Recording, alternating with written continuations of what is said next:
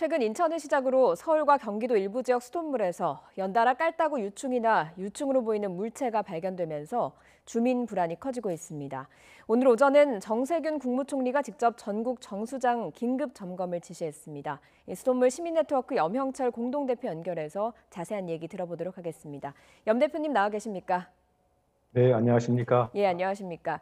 지난 9일에 인천에서 처음으로 신고가 접수가 됐습니다. 그리고 경기도 또 서울에서도 발견 신고가 이어지고 있는 상황인데요. 왜 이렇게 확산하고 있는 겁니까?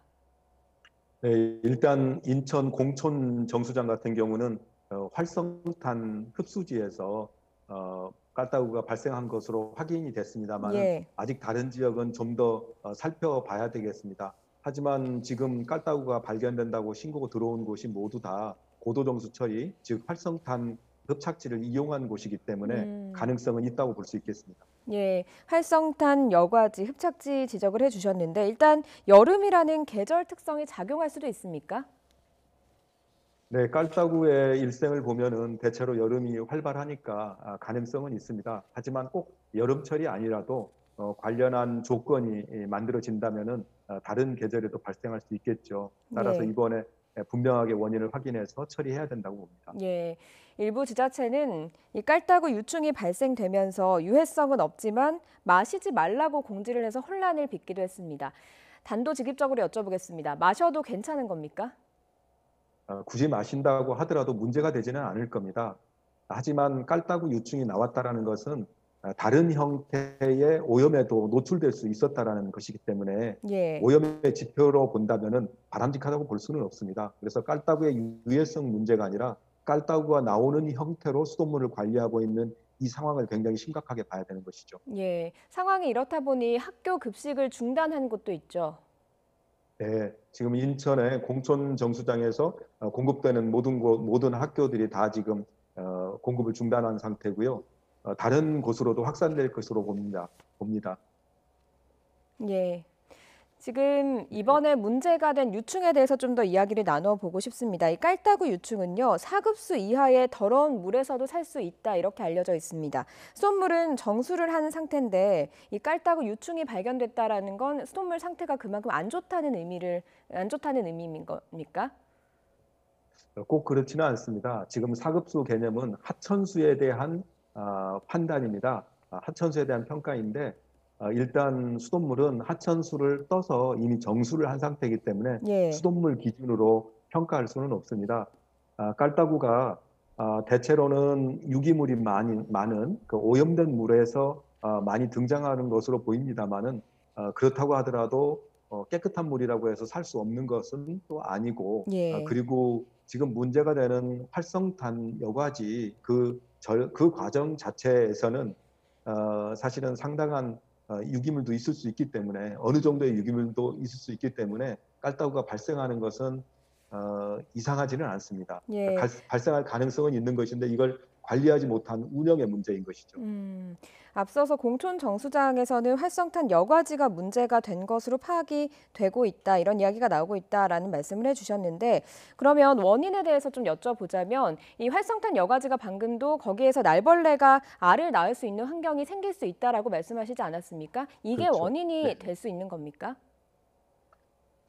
수돗물의 고도 정수 처리라는 것은 뭐냐면요. 일반적인 수돗물 정수 처리를 거친 다음에 오존과 그리고 활성탄 흡착 여과 장치를 한 번 더 거치는 것입니다. 예. 활성탄이라는 것은 숯가루라고 볼 수 있는데요. 그 사이에 미세한 공극에 냄새 물질이라든지 중금속 같은 것들을 흡착하는 것입니다.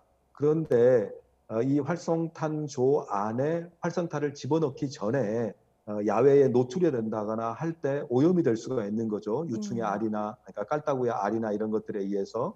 그리고 이것을 집어넣어서 3일에서 5일 정도씩 한번 씻어서 사용하는데 예. 이 신 과정이 충분하지 않았을 경우에는 또 유충이 남아 있을 수도 있는 것이겠죠. 이 과정에서 그 활성탄조 안에서 그곳은 뭐 그 중성이고 그리고 미생물이 살 수 있는 환경이기 때문에 음. 이런 깔따구가 번식하는 것입니다. 번식을 한 다음에 이것이 걸러지는 장치가 없기 때문에 수돗물까지 나오게 되는 것인데 결과적으로 지금까지 우리는 수돗물에 더 많은 시설과 장치를 붙이면 더 좋은 물이 된다라고 생각을 해왔던 건데 예. 이 고도 처리를 붙임으로 인해 가지고 엉뚱하게 깔따구가 어떤 성장하고 그리고 그것이 수돗물까지 나오게 되는 그런 요인이 됐다는 측면에서 이 활성탄 여과지 장치 이런 방식에 대해서 한번 검토해 볼 만한 그런 시기라고 생각합니다. 예, 그러니까 더 좋은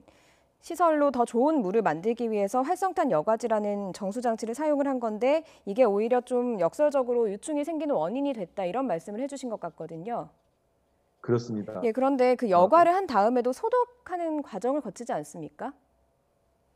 소독하는 과정이 거치는데 이 깔따구에 같은 경우는 그 소독 그 물질인 염소에 예. 상당한 그 내성이 있다는 것입니다. 음. 그래서 염소에 의해서 그러니까 잡히지 않고 또 잡혔다고 하더라도 죽은 상태로 결국은 수돗물로 갈 것이기 때문에 이 활성탄 여과 방식이라는 것 자체가 결국은 깔따구에는 상당히 취약하다 이렇게 볼 수가 있겠죠. 예. 그러면 혹시 오래된 수도관이나 수도꼭지 같은 다른 시설을 통해서 유충이 유입될 가능성도 있습니까?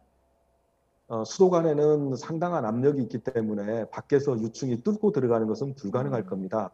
가능성이 있다면은 이제 관로를 교체하기 전에 외부에다가 뭐 야적해 놨던 그런 관로들을 갖다 껴 넣는 과정에서 그 안에 들어있다거나 이런 가능성은 있을 수 있는데 예. 이번에 사태가 난 인천 등에서는 근래에 공사가 없었다고 합니다. 따라서 현재로서는 정수장 활성탄조에서 발생한 것으로 이렇게 봐도 되겠습니다. 예.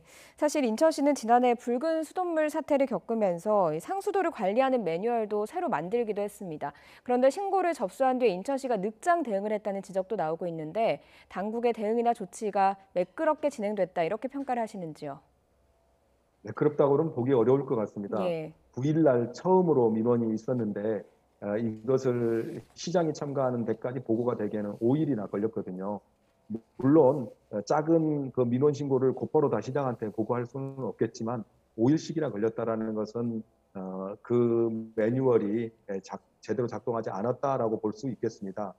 다만 시장한테 보고가 되고 언론에 확인이 된 시점부터는 환경부를 비롯해서 인천시 등이 상당히 긴밀하게 지금 대응하고 있기 때문에 원인의 규명이라든지 대책 마련이라든지 등은 비교적 빠르게 진행되고 있다고 저는 생각합니다. 예. 오늘 상황이 신고가 잇따르고 있으니까 정세균 총리가 전국 정수장 긴급 점검도 지시를 했고요. 서울에서도 지금 유충이 발견됐다라는 신고가 접수가 됐는데 지금 서울상수도사업본부는 이 신고 접수 전에 6개 정수장 그리고 101개 배수지를 일제 점검했다 이렇게 얘기를 했습니다. 그러면 점검을 했을 때 나오지 않았다는 얘기인데 근본적으로는 이런 문제를 없애기 위해서 어떻게 해야 할까요?